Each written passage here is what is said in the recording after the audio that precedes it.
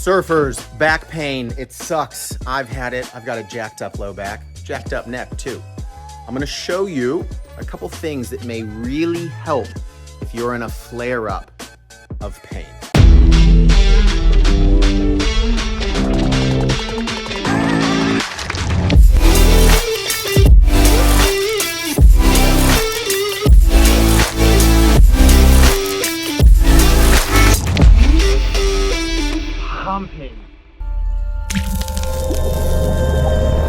So I'm Chris Mills with surfstrengthcoach.com.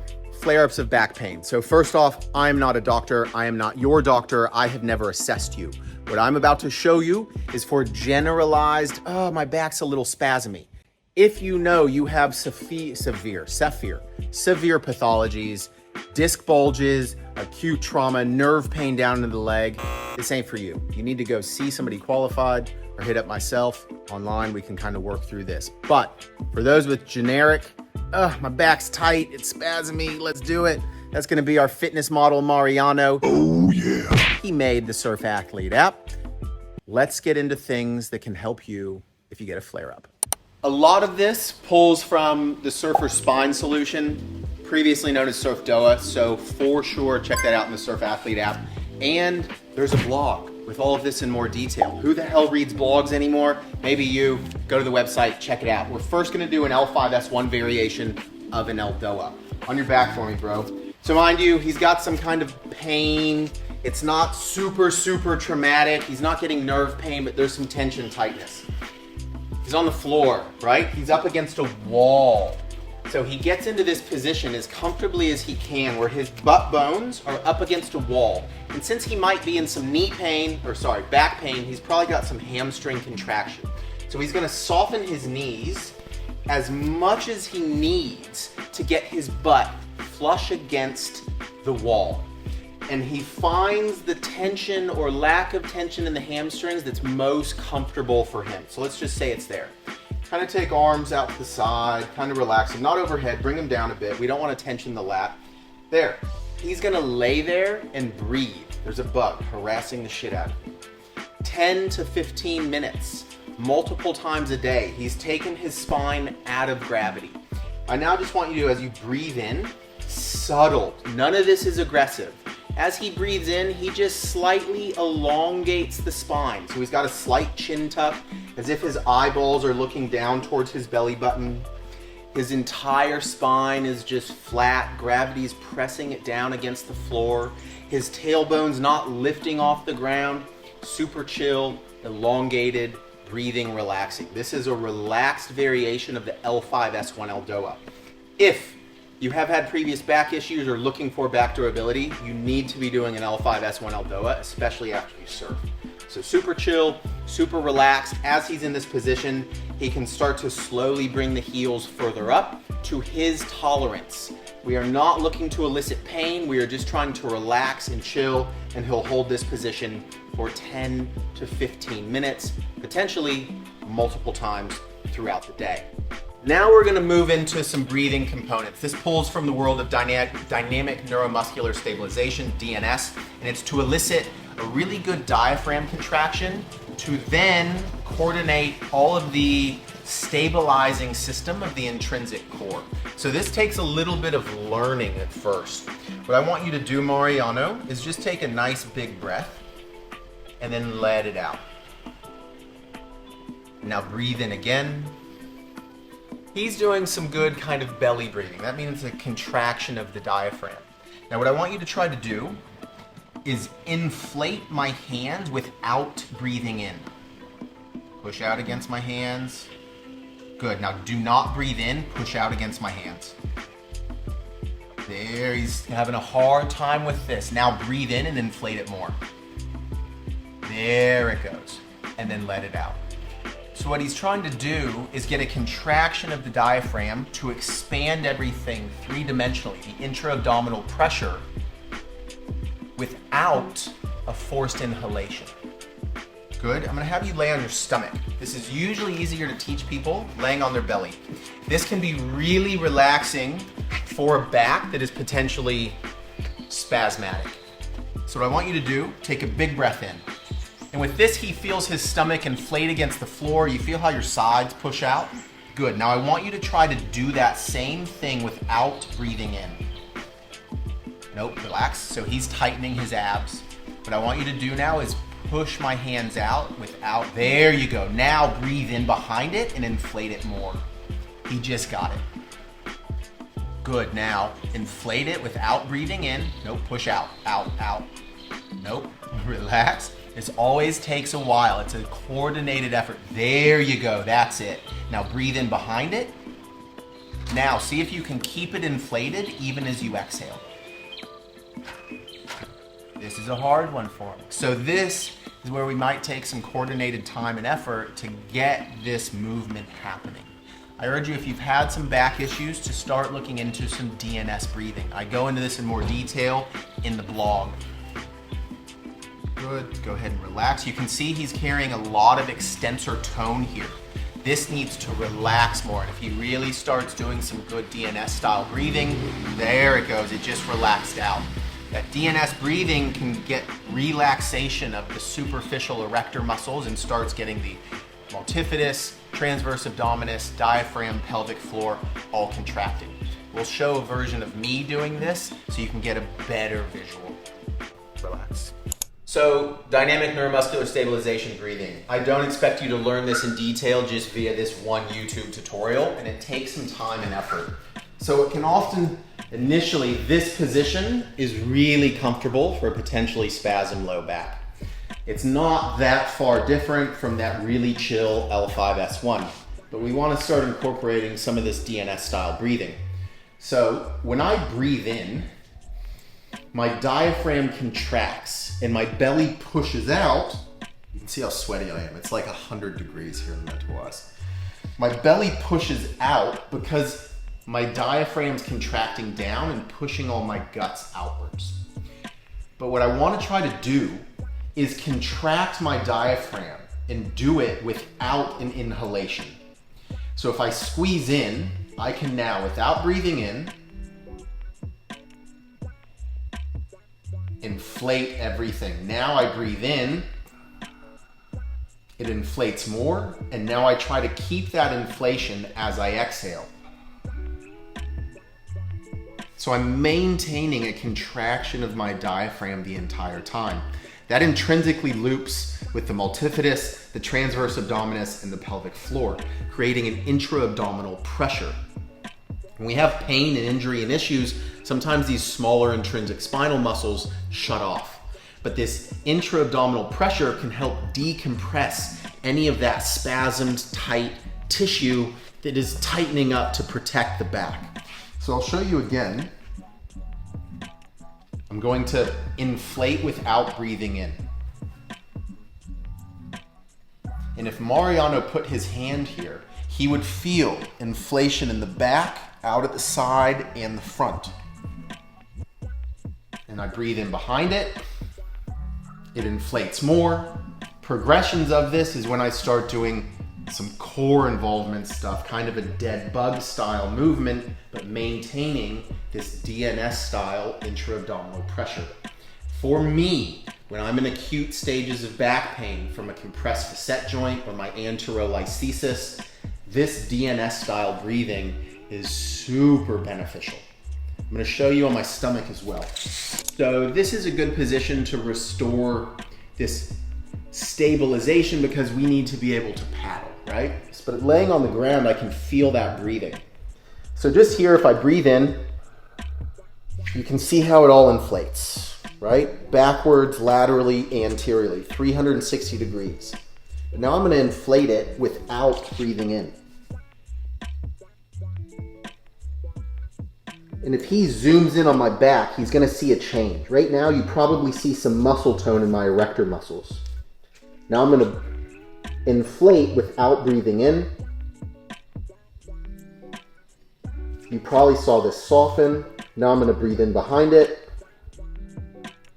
And I'm getting this really good lengthening. And now I maintain that inflation as I exhale. Breathe in again, inflate. and I maintain. I might do this for 4, 5, 10 breaths, then reset. If Mariano grabs me right in the side, so 1, yeah, exactly. And you're gonna feel me inflate without breathing in. You feel that? Now I'm gonna breathe in behind it. Feel how it's inflated more. Now I'm gonna exhale and try to maintain that.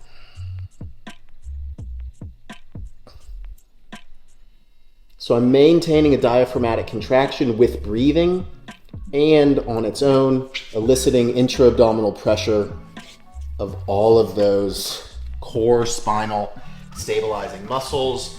That can be done repeatedly through the day, whether you're on your stomach or your back, whichever feels best, to start pumping all of those tissues and to ramp up a co-contraction of all those internal stabilizing muscles of the spinal structures. So for that chill L5-S1, you're gonna have to get into it depending on how tight you are and kind of painful, however is most comfortable. Generally, you sit right up against the wall. Boom. Now because you might have some back pain, again, there might be heaps of contraction of the hamstrings, so you probably can't fully elongate. So you'll just chill here. Knees, feet in line with hips, a little bit of contraction of the foot to tension some of the fascia of the backside of the body. Eyeballs look down, that kind of lengthens the cervical spine. If you need to, put a book behind your head. And then I would hold my phone or iPad and just sit here and chill for 10 to 15 minutes, multiple times through the day. If the hamstrings start to relax a bit, I can elongate just a little. Eventually, like I said, check out the full L5-S1. Down the road, when you're out of acute pain, we start really cranking this into the full fascial exercise that it is. You can learn that in detail in the Surfer Spine Solution, ELDOA. We also have a YouTube tutorial. This L5-S1, ELDOA, whether you're doing the full fascial contraction or I'm chilling, relaxing, decompressing the spine, I could add some DNS breathing, pump all the tissues. This can be really helpful multiple times through the day to help alleviate spasm, tension, getting out of that pain episode. And to get out of it, you would just move super slow. There we go. Literally dripping sweat, and we're inside. All we've done is a stretch. Let's go, it's coconut time. Kelapa Mudas, bro. Kelapa Muda. I go raw, straight out of the grain, as God intended. Mariano drinks his out of a pretty little cup. Aw, adorable. So, a couple things to still be aware of. Back pain's multifactorial. Again, I don't know what your pathology is. If you're in acute, severe trauma, nerve pain down to the legs, I wouldn't advise trying this stuff until you consult with somebody legitimately. But understand with back pain, Kelapa Mudas, bro. Generally speaking, it's either going to be flexion intolerant or extension intolerant. Extension meaning spinal extension, like I'm paddling. Flexion, like I'm doing child's pose. Spinal pathologies generally prefer one or the other. Disc bulges usually don't like flexion. Facet joint compressions or an anterolisthesis generally doesn't like extension. That's important to know because you can kind of go after certain exercises and certain postures based on that. So like the DNS breathing, right? I initially, when I'm in acute flare-up, feel better laying on my back doing it because there's not as much extension. I go onto my stomach, there's a little more extension, it's a little more provocative. So I had to wait till day 2 or 3 to really start going after that DNS breathing, laying on my stomach. This is important to know because we're about to start getting into some pelvic movement. Let's see if Mariano, move the hips, bro. Let's see it. Give me a little flexion extension, dude. Oh, he's Argentinian, that Latin flavor, bro. Watch out, ladies. All right, let's go, let's go. All right, so you've got the chill L5-S1 ELDOA. You're starting to integrate some DNS breathing. Somewhere in this process, we want to start inducing micro movements. And what I mean by that is we know if you're flexion or extension tolerant, right? For my particular back flare up, I'm extension intolerant. But we want to start pumping all these tissues. And so I'm going to start going into small This is a posterior tilt, so it flattens the lumbar spine, therefore it's flexion. This is an anterior tilt, extends the lumbar spine, therefore extension. I'm gonna start working on small micro movements, maybe just a millimeter each way. Higher repetition to pump and contract tissues, to push fluid in and out of spasmed muscle tissues. But because I was extension intolerant, I'm going to not go into much extension and go into more flexion. So my micro movements might just be posterior tilt, relax it. Posterior tilt, relax it. Posterior tilt, relax it. But what's ideally happening is I'm doing this in a pool. Water. So I showed you standing so you could see the movement. We want to do this in the water, ideally, because I'm now out of the field of gravity. Your spinal column is a load-bearing structure. If I'm standing, gravity's pushing down through it. Now, like the L5SL1, L5S1 ELDOA, I was out of gravity. I'm now totally deloaded. So I can really comfortably just be on the side of the pool and start going into my flexions and extensions of the spine. Again, I would accentuate the flexion, the posterior tilt of the pelvis, which induces a flexion of the lumbar spine, and then release it. I'd do 20, 30, 50 reps, not going into pain at all. Small micro movements, and those will increase in range of motion as the days proceed to where eventually you're doing full flexions and extensions. This depends on your pathology. If you've got a blown disc, you might not be doing full flexions and extensions for months. But if you've just got a spasm flare up, this is a good way over the span of a couple days to start moving tissue, mobilizing and restoring range of motion, because as a surfer, we need full flexion and full extension. Last component, you gotta surf, right? Let's bring our fitness model back over. Mariano. There we go. Lay on your stomach, bro. Either way. Lay on your other stomach. There you go. All right. So on a surfboard, obviously we end up going into a lot of spinal extension. Exactly. That can really provoke certain types of spinal pathologies.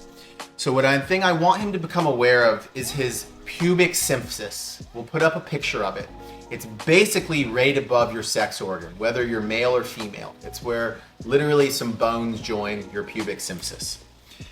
I want him to think of that as his point of contact with the surfboard. And in order to maintain that contact, he's actually got to slightly posteriorly tilt the pelvis, just a little. If he goes into an anterior tilt, which goes into more spinal extension, it's actually drawing that pubic symphysis away from the surfboard. So if he just goes into a slight posterior tilt, just slight, and tries to maintain that during his surfing, it's going to keep this lumbar spine in a bit more of a neutral position.